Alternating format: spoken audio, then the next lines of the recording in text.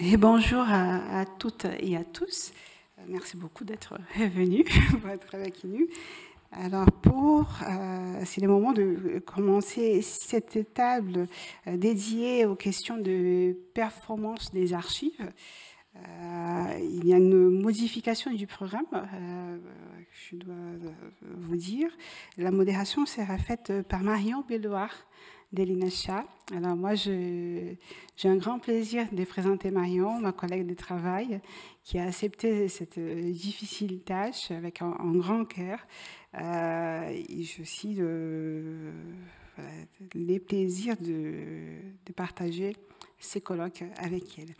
Marion Belloir, elle est doctorante en histoire contemporaine et histoire de l'art à l'Université de Limoges. Elle est chargée d'études et de recherche à l'INACHA depuis 2020, associée, entre autres, puisqu'elle collabore aussi avec nous, au programme de recherche Paradis perdu, colonisation des paysages et destruction des éco-anthroposystèmes au sein du domaine dans lequel s'inscrit cette colloque, Histoire de l'art mondialisé. C'est un projet de recherche dédié à faire un recensement iconographique de paysages et des représentations de l'environnement des territoires qui ont été colonisés de façon à mettre en évidence les ravages sur ces territoires et comment ça a été la cause des désordres climatiques que nous vivons aujourd'hui. Après une formation en design graphique, elle s'est spécialiste en histoire de l'art à l'école du Louvre.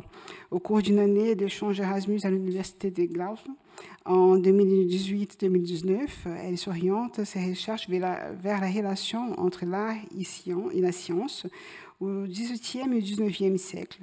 Il s'intéresse plus spécifiquement à la production et la diffusion d'une culture visuelle portée sur la recherche des connaissances et des représentations de la nature. Dans le prolongement de son master, elle s'inscrit donc dans le doctorat à l'Université de Limoges avec la direction de Soazig Villerbu. Elle consacre sa thèse au peintre naturaliste américain né en Haïti, d'origine française, Jean-Jacques ou Jean James, comme il était connu, dû ses productions aux États-Unis, Audubon, né en 1785, il mort en 1851. Pour proposer, donc, à propos de ces peintres, une réinterprétation de son parcours et de son œuvre sous angle de l'histoire des circulations atlantiques et des transferts culturels entre le XVIIIe siècle et le milieu du XIXe siècle. Alors, il faut dire, je tiens à dire que Marion Belloir était lauréate d'une bourse de la Terra Foundation pour faire une partie de ses recherches et qui montre aussi la qualité de son travail. Merci beaucoup, Marion.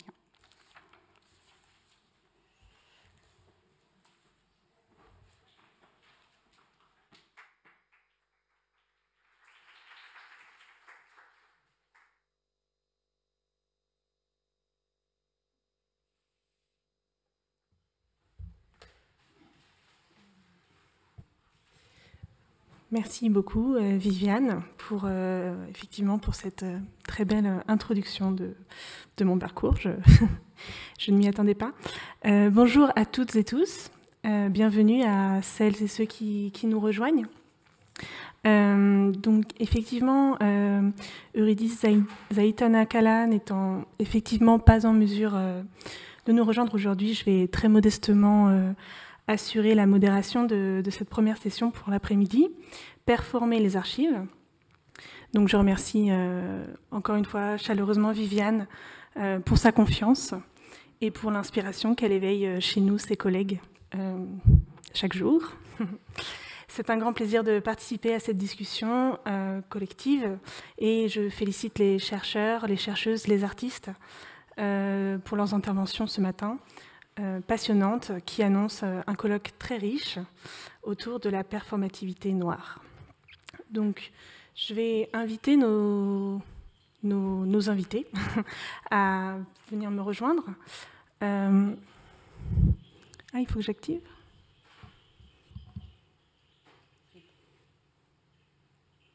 Oui, venez, venez. Je vais. Désolée, il paraît que c'est éteint.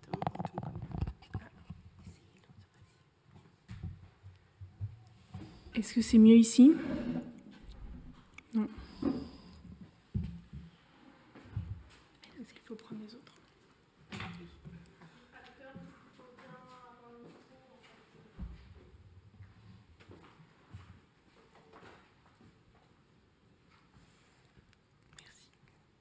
C'est mieux là? Ok.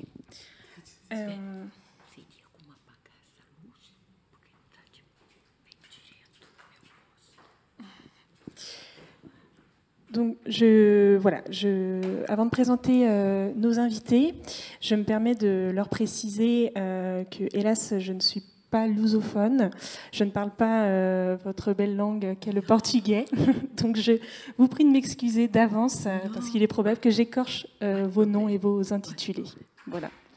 Donc cet après-midi, la seconde session du colloque. Pour cette seconde session, nous avons le privilège de recevoir Maria Antonietta Antonacci, Mayra De Paul et Sergio Adriano, tous et toutes venus de loin spécialement pour aujourd'hui, et nous en sommes ravis. Donc pour débuter sans plus attendre cette session, performer les archives, je propose à Maria Antonietta de prendre la parole après une brève introduction de son parcours. Donc Maria Antonietta Antonacci est titulaire d'un doctorat en histoire économique de l'Université de São Paulo et est professeure associée à l'Université catholique pontificale de São Paulo. Ses recherches portent sur l'histoire du Brésil et de l'Afrique, l'histoire des cultures africaines et afro-brésiliennes, et en particulier sur les concepts d'oralité, de culture populaire, de mémoire, de conflits culturels, des cosmographies africaines et de la culture noire de la diaspora.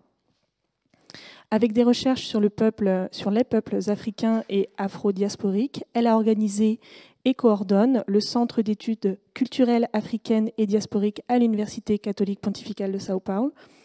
Elle a récemment publié, en 2013 et 2014, le livre « Memorias Ancoradas em Corpos Negros » aux presses de l'Université catholique pontificale de São Paulo. Son intervention aujourd'hui s'intitule « Mémoire dans les corps noirs, performance dans l'épistémé sous la logique orale ». La parole est à vous. Pardon, mais je ne connais pas. Je ne sais pas qu'est-ce qui se passe là-bas.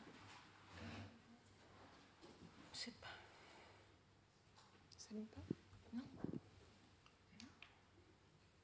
Ah, qui?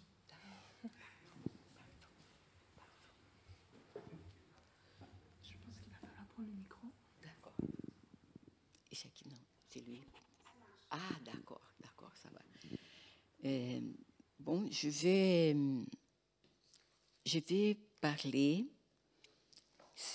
d'une recherche. Je crois que c'est la dernière recherche qui a déjà écrit, que j'ai déjà fait. C'est une recherche très longue où je travaille avec les logiques orales et comme si dans les confrontes entre logique écrite et logique orale.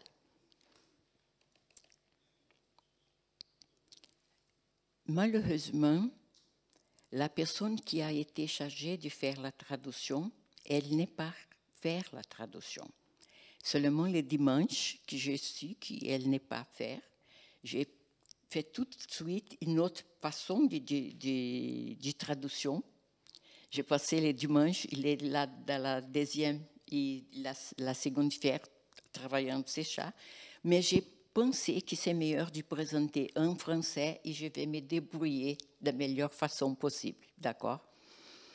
Mémoire dans les corps noirs. Performance dans les épistémes sous la logique orale. Une recherche sur l'oralité entre l'Afrique et le Brésil dans les feuilletés des cordels de la littérature orale du nord-est du Brésil, Rabicho da Geralda, 1792, et xilogravure du bois sur l'ABC de Lucas de Feira, Xe siècle, des réseaux de communication ont émergé entre Africains de la diaspora. les feuilletons de cordel ne verbalisent pas l'écriture alphabétisée. Un registre des traditions orales, ici des chanteurs, des baigneurs, des chants de fêtes religieuses et profanes, ainsi que des humeurs sociales. Sans perspective du temps séquentiel, les émanations de traditions orales viennent du corps, qui parle et émet des sons vocaux qui les dépassent dans sa dimension acoustique. Voix, langage, gestes et dynamique expressive constituent des enjeux corporels dans les performances. La performance est ici d'action complexe, transmettant les messages poétiques dans des énonciations corporelles. À une expression de Zumthor qui dit « La performance implique la compétence. Outre le savoir-faire et le savoir-parler, la performance manifeste un savoir-être entre le temps et l'espace. » Zumthor mérite d'être souligné compte tenu de la vieille tendance à analyser des paroles oubliant le corps, la voix, les gestes. Dans ses réflexions, il évoque les gestes qui, c'est son parole, produit une figure de message du corps, distinguant les gestes dans l'amplitude de l'espace où ils se développent. Les gestes des visages, regard et mimio, gestes des membres supérieurs, tête, buste, gestes de tout le corps. Ensemble, ils sont porteurs de sens à la manière d'une écriture hiéroglyphique. C'est ça que Zumthor aborde.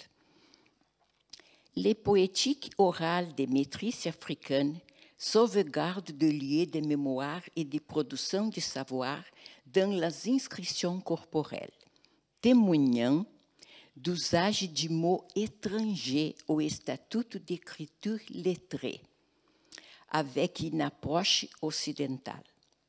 L'accent mis sur l'écriture alphabétique a entraîné la dichotomie entre l'oral et l'écrit, obscurcissant les stratégies de pouvoir des peuples culturellement puissantes dans leurs performances corporelles, exprimant la création, la mémorisation, l'expansion des connaissances étrangères et la prédominance de l'écriture. Dans la traduction corporelle, les sons, les effets de langage, les moyens de communication composent des formes poétiques qui aboutissent à d'autres perceptions culturelles, articulées à des performances appréhendées comme épistèmes.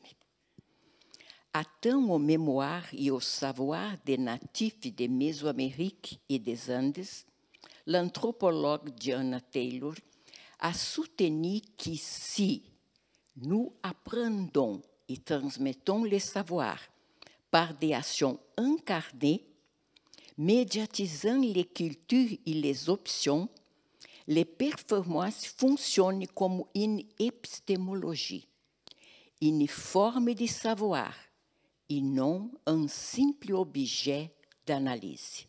Ferme les guillemets. Produisant des études des corps comme des tests,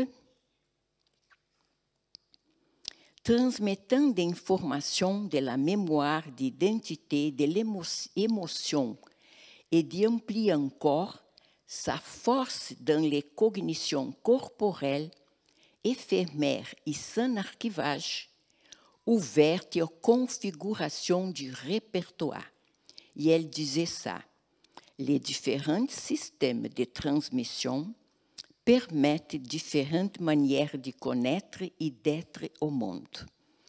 Les répertoires soutiennent les savoirs incarnés. la pensée communautaire et les connaissances localisées, tandis que la culture des archives favorise la pensée rationnelle et linéaire, appelée pensée objective, universelle, l'individualisme. Feche guillemets. Sa force pour le répertoire vient de la perspective que les performances fonctionnent comme des actes vitaux de transfert, transmettant des connaissances sociales, mémoire, un sentiment d'identité dans des actions répétées. Et elle fait un avertissement.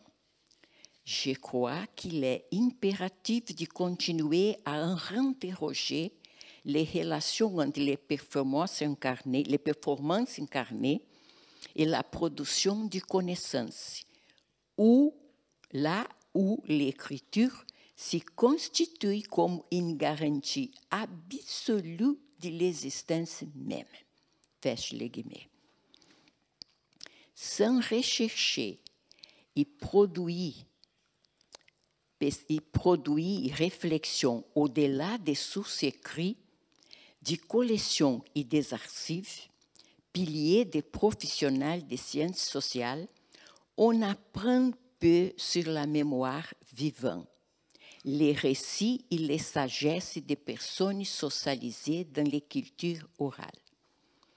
Lorsque l'on fait l'expérience de culture ou l'audition sonore preuve sur la vie, la notion du temps devant l'espace, les émotions et les sensibilités émergent dans les rythmes et des chansons populaires, avec des instruments de musique et d'expériences communautaires.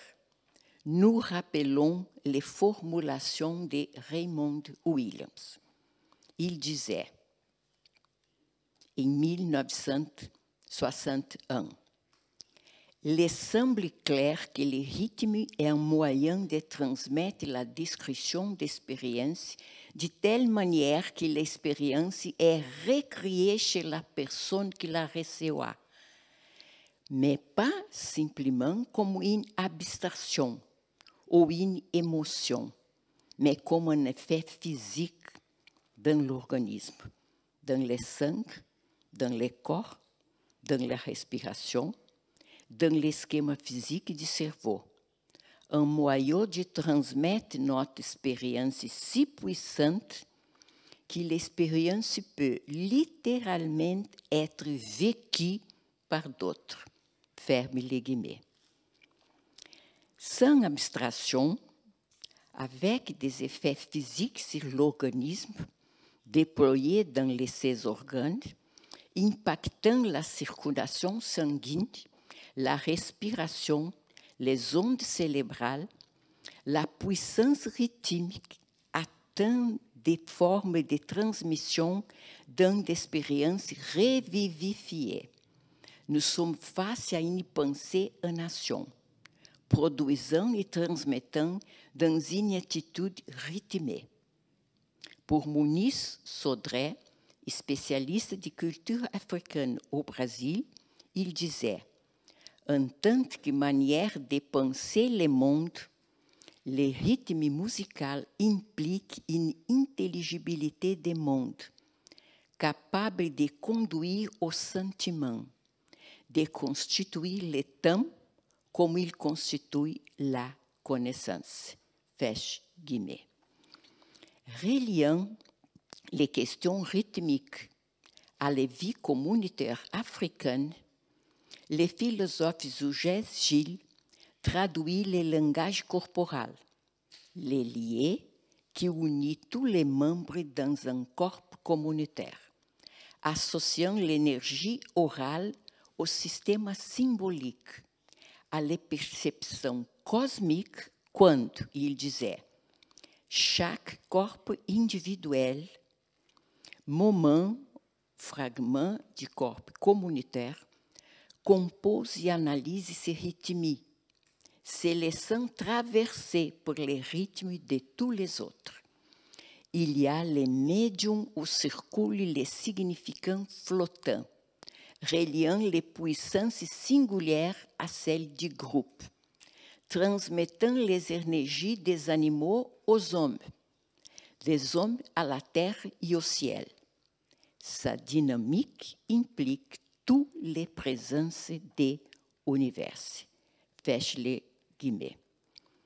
Des questions remarquables pour les spécialistes de culture africaine et de la diaspora, comme Esiaba Airob, pontuant, abre guillemets, les Africains ont survécu à la traversée de l'Atlantique en apportant avec eux des écritures performatives, véhiculées à des transmissions de génération en génération grâce à l'intelligence des corps humains. Il y a encore précisé, étant l'anthologie de la plupart des peuples africains essentiellement spirituels, les corps physiques intègrent à un certain niveau des attitudes mémoriales. Feche guillemets. Les peuples d'Afrique, immunisés contre l'individualisme, l'expansion mercantile européenne, au corps communautaire et socialisés dans la raison sensorielle, ont hérité des savoirs corporels ancestraux. Comme territoire de l'oralité, les feuilletés du cordel projettent des africanités, des visions cosmiques, des gestuels, de heurts à l'esclavage. Avant les mots prononcés dans des mises en scène liées à des drames, ils mettent en scène des animaux et des forces d'une nature vivante et agissante. Les feuilletés du cordel Rabicho de Geralda, 1782, racontent la saga de Rabicho, le bœuf de Madame Geralda, en fuite à travers l'arrière-pays de Ceará, au nord-est du Brésil, laissant les traces de son corps dans un chant recueilli pour José de Alencar. L'automne, les chanteurs, Alencar a enregistré leurs performances. La caractéristique la plus saliente du épisode sertanejo me semble être l'apothéose de l'animal. Les chanteurs et le spectre de bœuf lui-même. L'héros n'est pas l'homme, c'est l'animal, le bœuf, Alencar. Feche les guillemets. Dans une épopée dialogique bantou, bœuf et chanteur racontent les drames d'un esclave enfoui, se rendant pour le fleu de la nature, une question née des déséquilibres entre les forces et les énergies de l'environ, obligeant Rabicho, le bœuf, à descendre du falaises pour boire de l'eau dans la plaine inondable. Dans l'anonymat oral, Rabicho da Geralda est surprenant pour avoir été imprimé et chanté avec une date dans les tests littéraires. Enfin, 92 arrive. Cette longue sécheresse, j'ai bientôt vu que c'était la cause de ma perte de vie. Feche les guillemets. Provoquant un impact, nous n'avons compris qu'à la lecture de Michel Rolfe-Troyot sur la révolution en Haïti, qui a éclaté en août 1781. Analysant les silences entourant la première et unique rébellion d'esclaves, dans un commentaire, Troyot a laissé une trace d'une grande importance. Entre guillemets, l'existence de vastes réseaux de communication entre les esclaves, dont nous n'avons que des preuves, n'est pas devenu un sujet sérieux de recherche historique. 2016. Feche les guillemets. envisageant des réseaux de communication étendus, tissés des liens dialogiques, reliant des régions à des peuples asservis, Troyot évoque les perceptions du potentiel communicatif du corps noir. Contournant les pouvoirs seigneuriels des artistes, Rabicho da Geralda, en 1782, marque le moment où les esclaves du Ceará ont vu les notices sur la révolution d'Haïti, où une grande partie des Africains en lutte étant des peuples bantous arrivés des Congo, comme l'étaient les bantous, peuple réduit en esclavage dans le Nord-Est. Le potentiel de communication entre les esclaves émerge à contre-courant d'histoires d'esclavage qui ont perdu de vue les Africains trompés leurs maîtres. De telles indications renouvellent les voies de recherche qui assument la condition humaine d'esclaves, en pensant à leur manière cognitive de faire face à la violence subie. Dans des transgressions hâtives, ils ont forgé des réseaux de communication inconcevables pour leurs seigneurs lettrés. Au milieu du XIe siècle, en vers et en xilogravure sur bois, la rébellion émerge à Bahia. Je parle de la deuxième rébellion, faisant référence à l'insurrection des esclaves racontée au l'ABC de Lucas de Feira, qui projetait les corps noirs de Lucas, évadé en 1884 d'une ferme à Feira de Santana et arrêté 24 ans a posteriori, en 1848, pendu en 1849.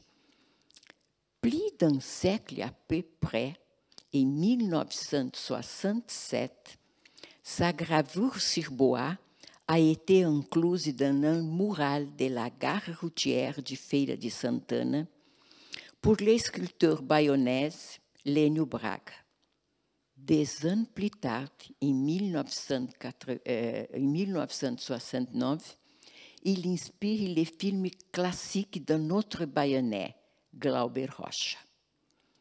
Dans La Clé des Choux, Glauber a produit Dragão da Maldade contre o Santo Guerreiro, prenant en charge les luttes raciales et foncières et en mettant en scène les drames messianiques dans le nord-est du Sertão, inflammé pour Ligue camponesa dans les années 1960 du Brésil sous le régime militaire.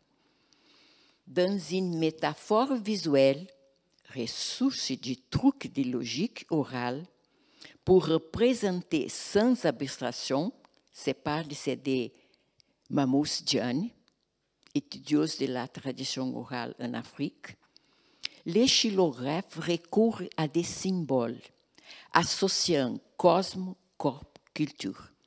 Revifiés dans les corps d'un dragon, les visuels de cette métaphore, qui est celui-là,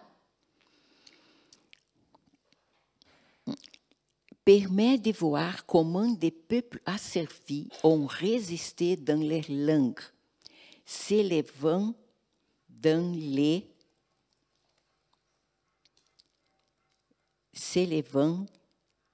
des performances, esquissant une vision du monde, une éthique et une esthétique à contre-courant de l'expansionnisme européen, dans l'univers des traditions orales, des feuilletés de la littérature orale.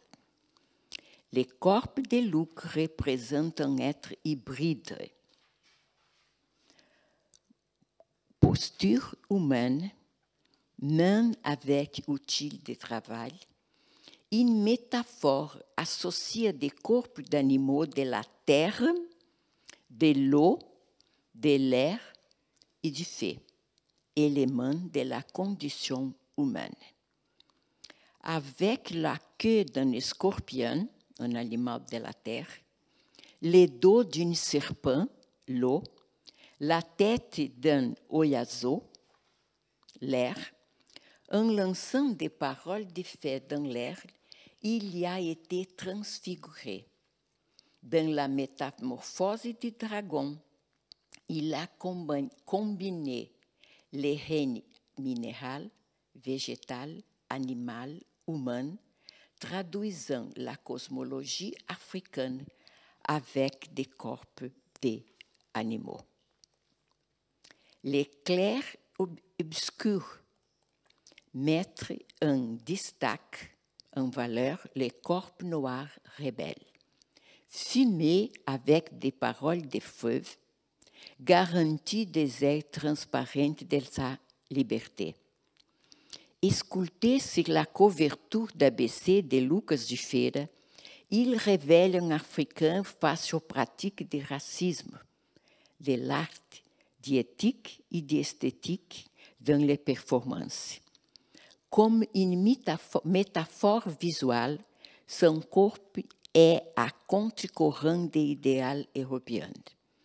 En conservant Lucas, les xylographes ont façonné un système symbolique et épistémique en un corps communautaire.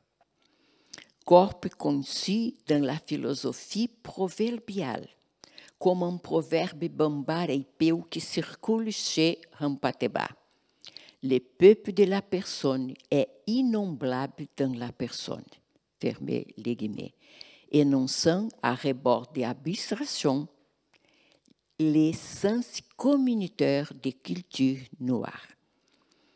En référence aux proverbes dans la culture africaine, avec leur sens cognitif, de telles expressions de synthèse sont appréhendées comme un monument verbal, réunissant la dimension épistémique, utilité pratique dans les cultures aliénables au concept. Cette expression, c'est de Mamoussi John. Dans les xylogravures de Luc, sous-jacentes à l'usage de l'image, émergent des métaphores fondamentales dans la sagesse africaine. Sans être isolées et avec un pouvoir de représentation, on peut dire que la métaphorisation a une fonction décisive dans les civilisations orales, comme disait Gianni. Métaphorique, performative, symbolique, prédomine dans les cognitions africaines, maîtrisant la logique orale, réinventée dans les traditions culturelles de la diaspora. À propos de l'énoncé métaphorique, Paul Ricoeur a souligné un texte de 1966. Bien métaphoriser, c'est maîtriser les similitudes. Un texte qui distingue l'attribution paradoxale dans la métaphore. La métaphore aboutit à un énigme, étant le sens métaphorique la solution du énigme. Paul Ricoeur. Signalant, continue Ricoeur, une filiation similaire dans les rapprochements entre proverbes et métaphores, d'autant plus brillantes qu'elles sont inattendues.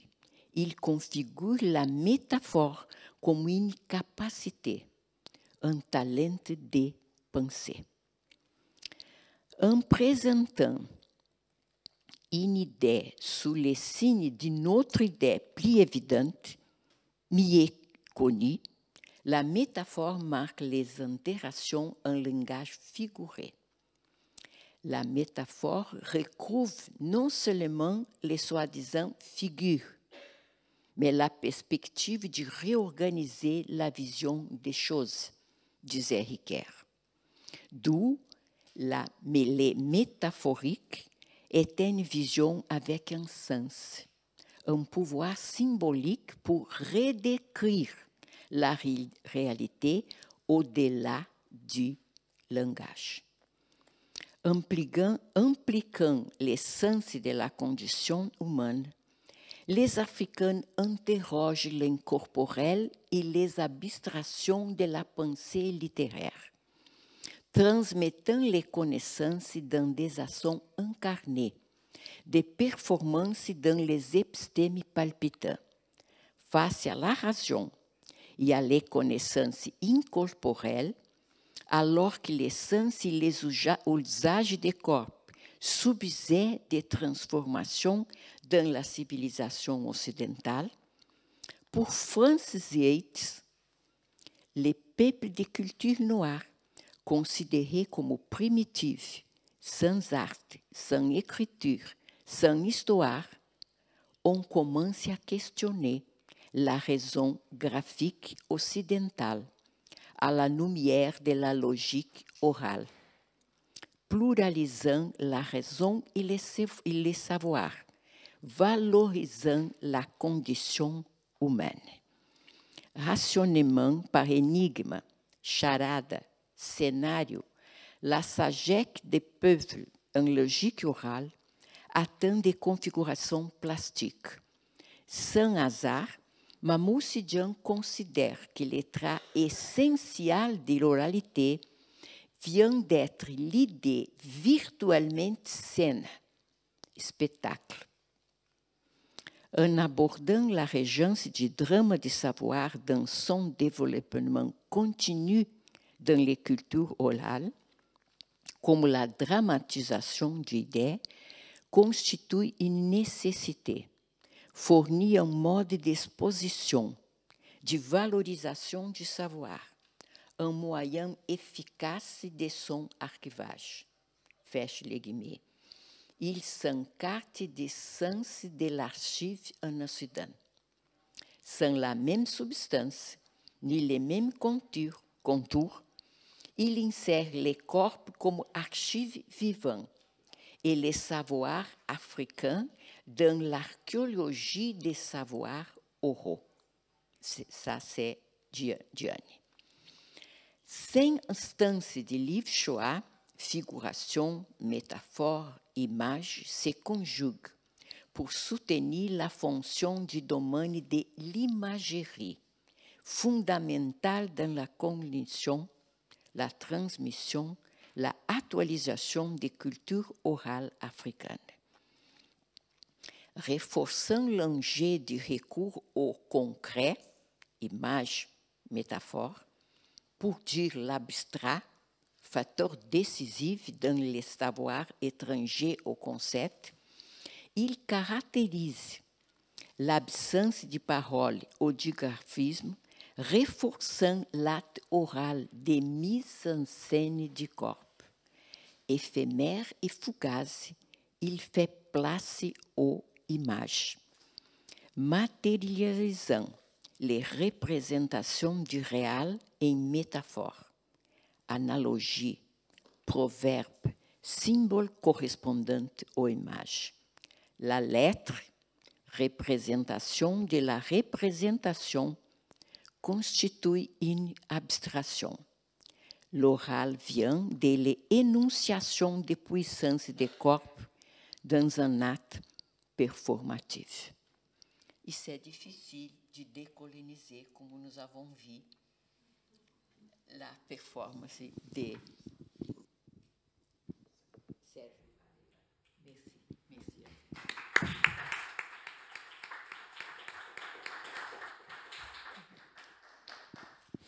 Merci beaucoup.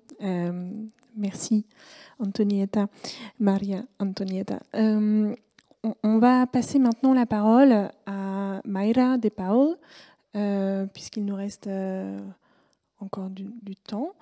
Donc je l'invite à nous rejoindre sur scène. Oui, alors peut-être qu'en régie, on va pouvoir passer. On patiente un petit peu, mais vous pouvez nous rejoindre, bien sûr. Et je vais vous présenter en attendant. Alors, Maria de Paul est photographe et chercheuse associée à l'étude Art et photographie, groupe d'études sur l'art et la photographie de l'École des communications et des arts de l'Université de São Paulo. Elle est titulaire d'une maîtrise en arts visuels et doctorante dans le même programme. Ses recherches portent sur la présence et le rôle de l'appropriation photographique dans l'art des 20e et 21e siècles. Elle étudie en particulier les différentes manières dont l'artiste brésilienne Rosana Paulino explore l'appropriation photographique dans ses productions. En 2020, elle a obtenu une mention honorable au 3e concours d'essai Cerot avec son essai Antimonumento às Bandeiras, dans lequel elle analyse les contrastes entre la sculpture Ainda a lamentar de Rosana Paulino et le monument au drapeau de Victor Brecheret. Son intervention aujourd'hui s'intitule « Les archives photographiques de l'esclavage et la performance matérielle du passé dans l'installation Assentamento de Rosana Paulino ».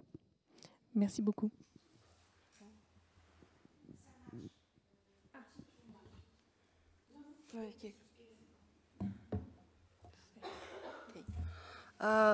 Bonjour à toutes et à tous.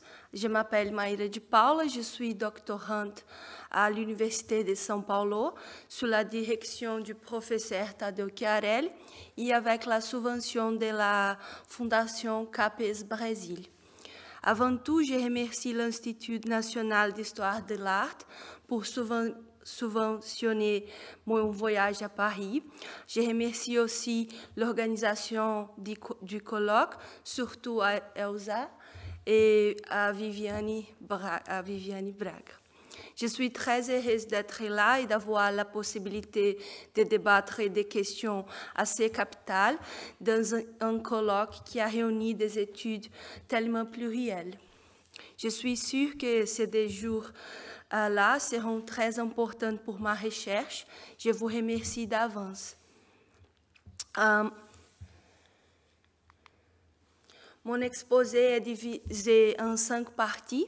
D'abord, je présente ce que je comprends comme appropriation photographique et sa place dans ma recherche. Ensuite, je présente brièvement qui est Rosana Paulino et l'installation Assentamento que l'artiste a créée en 2013. Puis, j'explique le but de mon doctorat et en quoi ma méthode de recherche diffère des autres études déjà publiées. Ensuite, je présente quelques notions d'Elizabeth Edwards qui a proposé une approche de photographie du point de vue des études de la culture matérielle. J'utilise aussi la stratégie herméneutique employée par Edwards, d'aborder les photographies comme des choses matérielles et pas seulement comme des représentations visuelles. Enfin, je présente une brève démonstration de la façon dont j'utilise les idées d'Edwards pour analyser ce que Pauline a fait avec des photographies appropriées en créant l'installation Assentamento. Pour commencer, il faut que je me présente mieux. Je fais de la recherche dans les champs élargis de l'histoire de l'art. Je m'intéresse surtout à comprendre la place et rôle de l'appropriation photographique dans l'histoire de l'art à travers une approche fondée sur l'analyse proche des œuvres d'art. Au sens large, je comprends l'appropriation dans l'histoire de l'art comme la pratique des artistes utilisant des objets ou des images préexistantes dans leurs œuvres avec peu ou beaucoup de transformations de l'original. Dans mon doctorat, j'étudie comment Rosana Paulino a approprié des archives photographiques de l'esclavage brésilien et d'autres images comme ces photos de famille. À partir d'une approche basée sur les objets, l'appropriation photographique est un des aspects les plus négligés de l'art brésilien, surtout en ce qui concerne les œuvres d'artistes noirs comme Paulino. Rosana Paulino est née en 1967 à São Paulo, la plus grande ville du Brésil.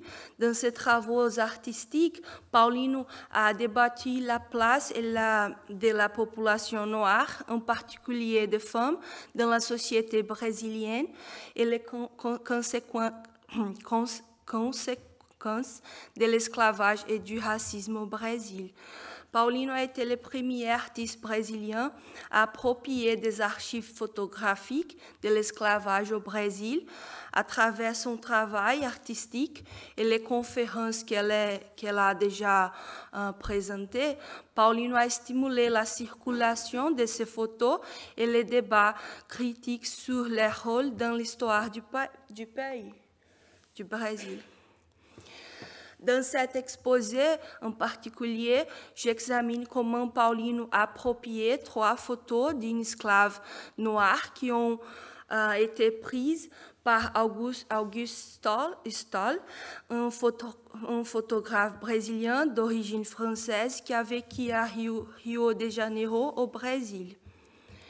Stoll a pris ces photos dans les années 1860 par d'ordre du naturaliste suisse, naturalisé américain Louis Agassiz, pendant le voyage d'Agassiz au Brésil pour étudier les conséquences du métissage racial dans la formation du peuple brésilien et d'autres sujets de recherche.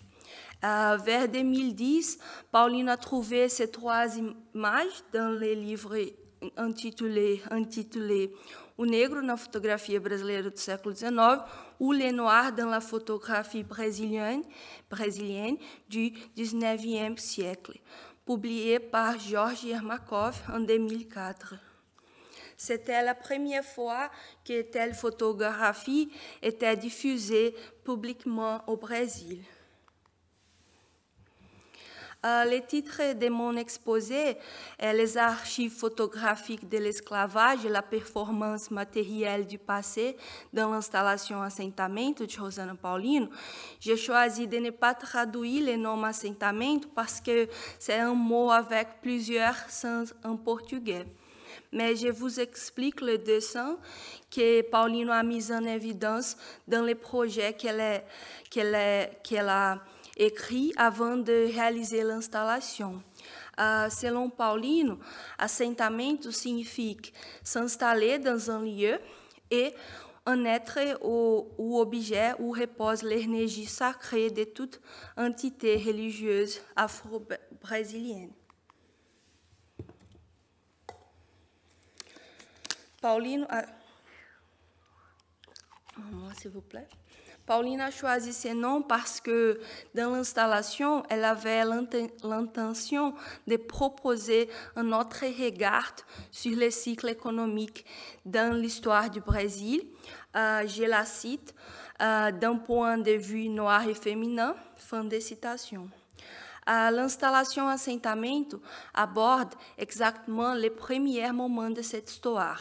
C'est le moment de la migration forcée que des millions d'Africains ont fait vers le Brésil et la nécessité de s'adapter à un lieu inconnu dans les pires conditions d'existence possibles.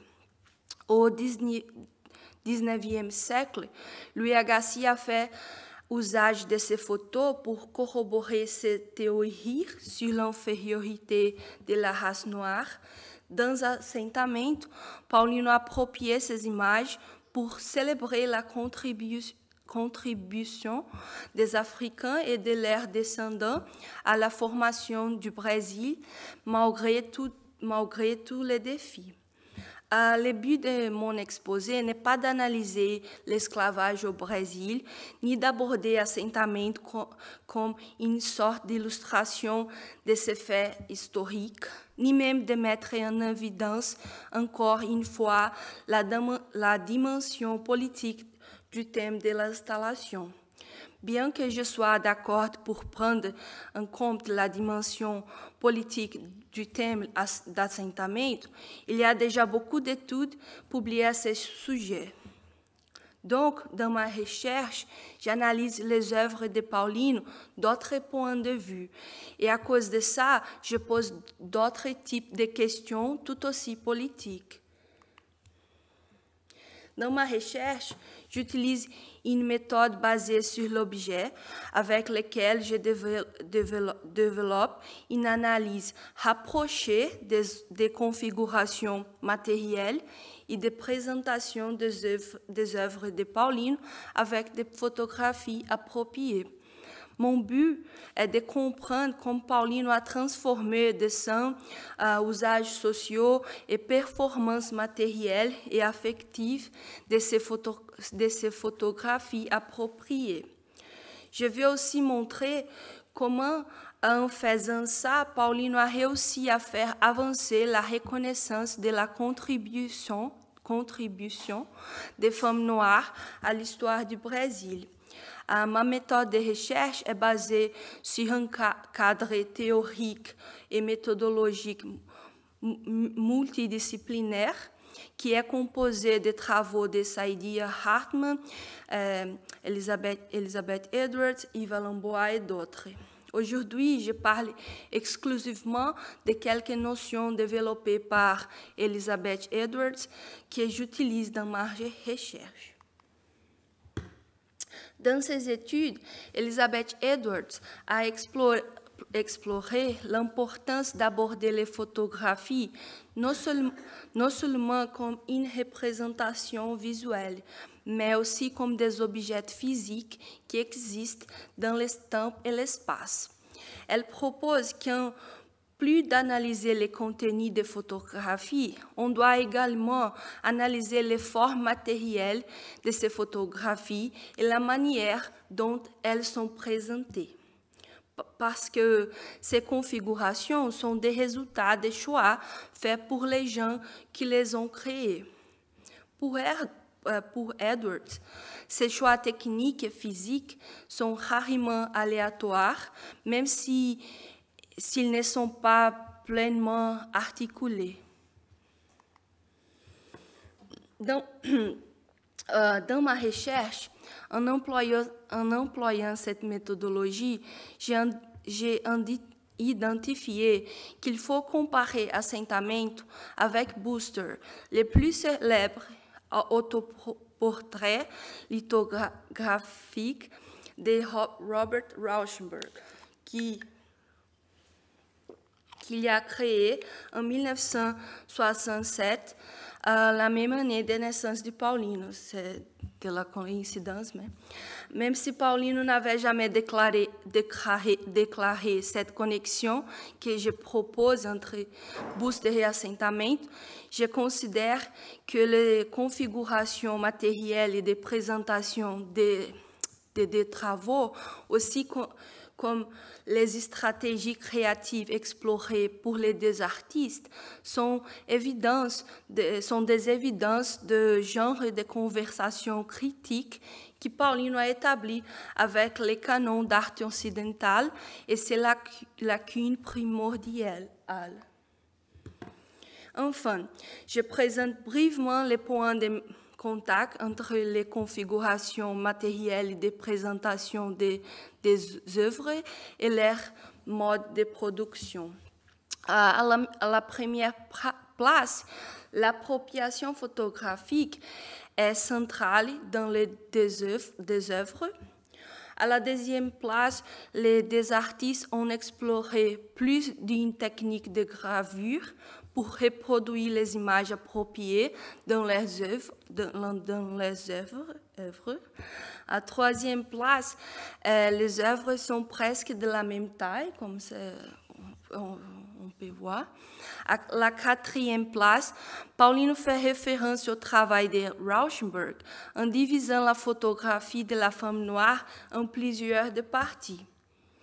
Puis, grâce à une couture agressive qu'elle a elle appelle comme suture, elle a aussi réuni ces parties d'une manière similaire à l'autoportrait de Rauschenberg. Enfin, Paulino a fait une allusion à l'image radiographique montrant les cœurs et le ventre de cette femme, ainsi que les racines que cette femme et ses descendants ont pu établir au Brésil. Robert Rauschenberg était l'un des artistes les plus influents du XXe siècle et Booster était la plus grande lithographie jamais tirée d'une presse manuelle au moment de sa production. À travers les nouvelles configurations matérielles et la présentation des photographies appropriées, Paulino a donné à la représentation de cette femme noire la même place solennelle que l'autoportrait de Rauschenberg occupe dans le canon artistique occidental. De plus, en faisant implicitement référence à l'œuvre de Rauschenberg, Paulino se positionne comme son égal dans l'histoire de l'art.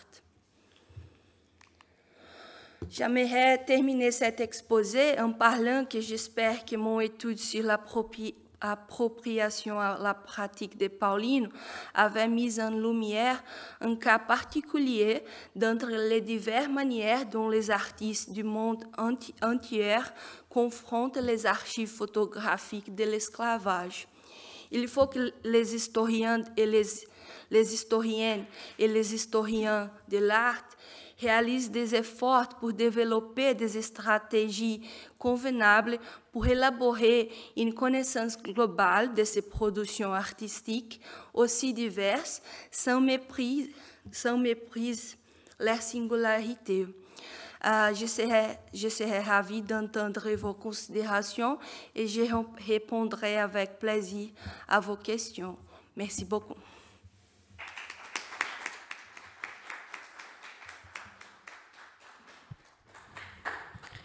Merci beaucoup. C'est bon pour... vous m'entendez? Oui. Merci beaucoup, Mayra, pour votre exposé.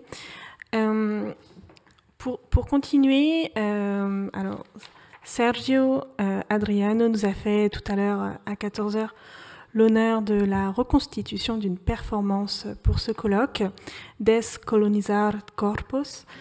Et dans ce prolongement, il propose le visionnage de l'une de ses créations vidéo. Mais avant cela, je vais très brièvement introduire son travail. Né en 1975 à Joinville, dans l'état de Santa Catarina, au Brésil, Sergio Adriano est un artiste visuel, performeur et chercheur. Il vit et travaille entre Santa Catarina et São Paulo. Diplômé en arts visuels et d'une maîtrise en philosophie, fort d'une carrière de 21 ans et récompensé de 22 prix, il a déjà intégré plus de 130 expositions nationales et internationales et ses œuvres sont aujourd'hui conservées dans 10 collections publiques. À travers une pratique mêlant sculpture, ready-made, performance, installation, Sergio Adriano interroge et met en scène les concepts d'identité raciale, d'invisibilité et d'effacement dans une forme d'indignation contre les stratégies de pouvoir et de racisme. Visuellement percutante, son œuvre s'inscrit dans le concept de décolonialité et est devenue une référence dans la lutte contre l'invisibilité de la production afro-brésilienne dans l'art. Donc tout de suite, le visionnage.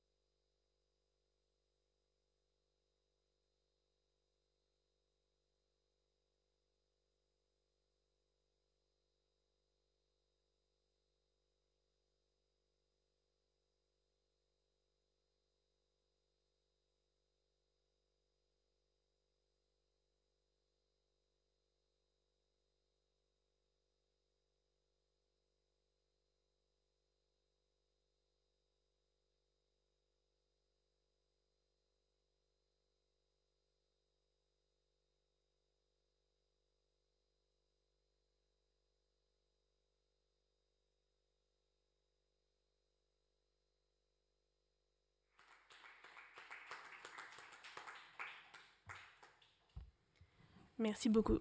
Donc j'invite Sergio à nous rejoindre pour la discussion, s'il le souhaite. Il est le bienvenu. Merci infiniment à chacune de vous pour vos exposés. Merci à Sergio pour son œuvre. C'est difficile, la décolonisation, vous disiez, Maria. C'est difficile et c'est long. C'est lourd. Et c'est ce qui me paraît très frappant à l'instant, là, en visionnant cette création vidéo.